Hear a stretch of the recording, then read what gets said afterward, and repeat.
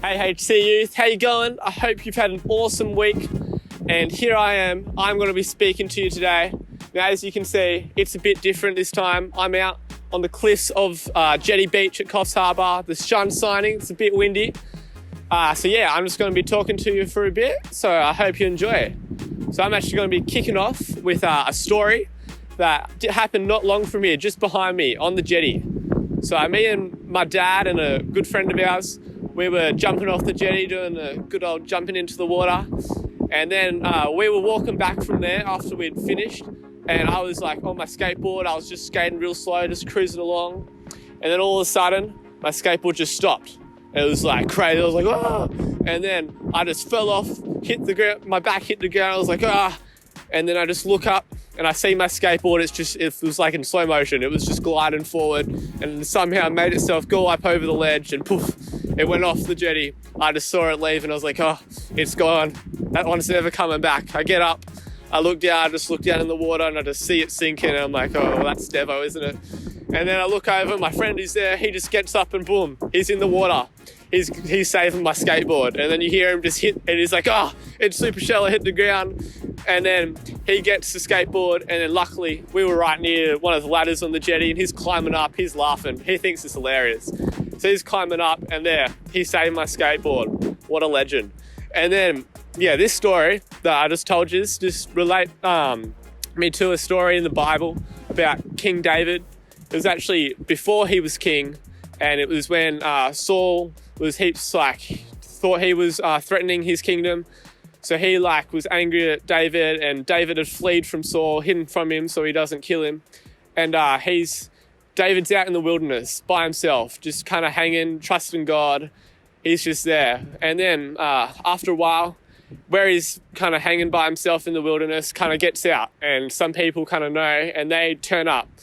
So then 400 men consisting of his family and just kind of some randos, rejects, turn up, and then basically King David has his first army.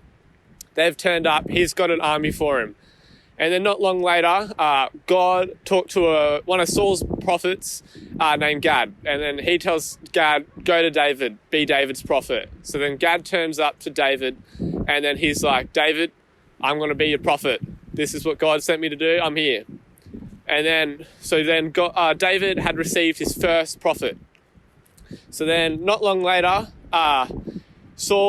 before David had been helped by some of the priests in Nob, a city not far in Israel, and basically King Saul had accused them of treason for helping the traitor David. So then he accused him, and then he's like, I'm going to kill you all, but instead of just killing the priests, he kills everyone in the city of Nob, burns it, it's up in flames, and then one man survives. He was the son of one of the priests, and then he just flees. He goes to David because he's like, I'm done with Saul, he tried to kill me. And he goes, and then he's like to David, everyone's being killed in Nob. I'm the son of the priest, so I'm a priest. And then basically through that, David had received his first priest. Now back then, basically the main people that a king needed to be king was an army, a priest, and a prophet. So God had, just out of random situations, given David all those people when he was thinking, I'm never going to become king. There's no chance, I'm stuck here in the wilderness. But God had given him an army, a priest, and a prophet, the full entourage of a king. Now you may be thinking, how the heck do these two stories relate? They're completely different.